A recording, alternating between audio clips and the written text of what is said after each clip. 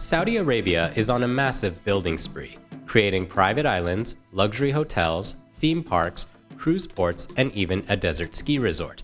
The question remains, if they build it, who will come?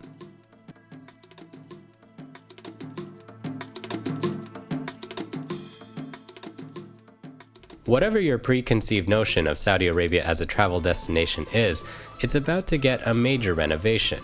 Imagine Sindalah, a 7-star private island resort with 3 ultra-luxe hotels, 38 high-end restaurants, and multiple super yacht marinas. Or Qiddiya, a futuristic city of 600,000 people rising from the desert floor, dedicated to esports and gaming. How about Trojena, a space-age ski resort built above the high desert? Or the Red Sea, a vast waterscape of 50 luxury resorts and 8,000 hotel rooms spread across 22 islands in a Maldives-style archipelago powered entirely by wind and solar energy. Also in the works is The Rig, a $5 billion adventure theme park built on an offshore oil platform. In addition, Saudi Arabia is positioning itself as a major cruise destination, with Cruise Saudi having recently bought a $300 million ship. Across the kingdom, new roads, airports, golf courses, and cruise terminals are rising from the sand. The map is literally being redrawn in real time. Then there are all the new hotels, with their thousands of freshly built rooms.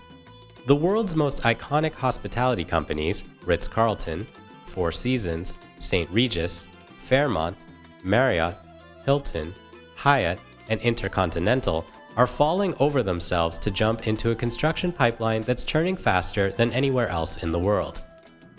Any one of these projects might momentarily pierce the travel industry's fleeting attention span, but together, what's going on in Saudi Arabia simply cannot be ignored.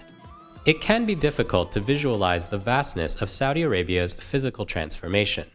Some of the most notable ongoing projects fall within NEOM, a $500 billion built-from-scratch region in northwest Saudi Arabia where the kingdom is creating new cities, resorts, and other developments. At 10,200 square miles and bounded by the Red Sea to the south and the Gulf of Aqaba to the west, it's roughly the size of Albania. Bankrolled by the kingdom's $700 billion public investment fund, the idea for NEOM was born out of Vision 2030, Saudi Arabia's grand plan to shake off its historic reliance on oil and diversify its economy. One of the scheme's pillars involves reinventing the country as a global tourism juggernaut. When first announced in 2016, the kingdom's tourism goals seemed fanciful: attract 100 million foreign and domestic visitors to the country every year and grow tourism's share of the economy from about 3% to 10%, and do it all in just 14 years. Then in 2019, Saudi Arabia announced it would provide e-visas and visas on arrival to visitors from 49 countries, including the United States.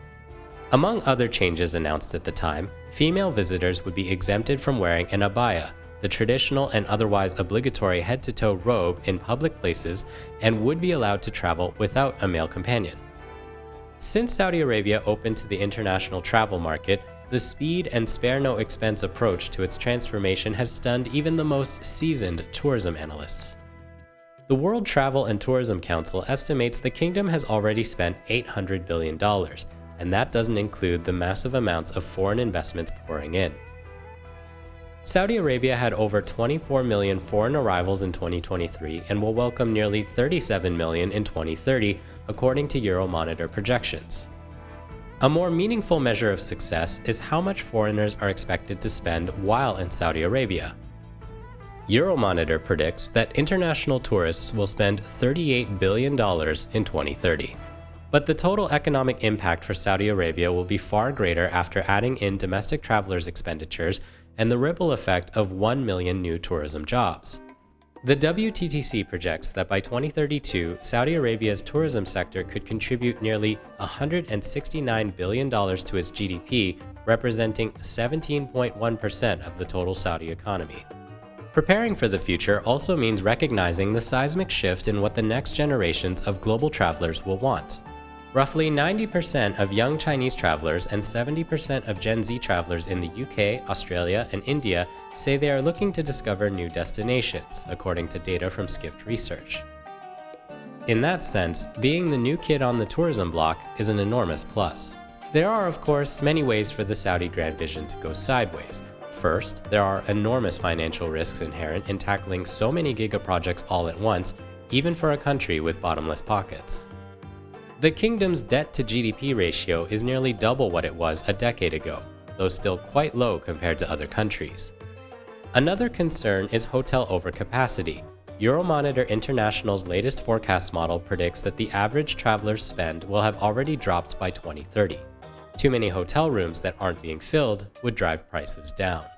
In addition, Saudi Arabia has a persistent PR problem among many would-be travelers, especially those from the West. The kingdom still has strict laws about drinking and severe restrictions for women, not to mention allegations of human rights abuses and attacks against journalists. In 2021, the US officially blamed Saudi Crown Prince Mohammed bin Salman for the 2018 murder of Washington Post journalist Jamal Khashoggi. But any concerns about human rights haven't stopped multinational corporations from investing in the kingdom's grand vision. The majority of luxury hotel brands have already shifted from China and the UAE into Saudi Arabia. After all, the international travel market loves nothing more than a shiny new destination in an emerging market, and right now, the Middle East is having a moment.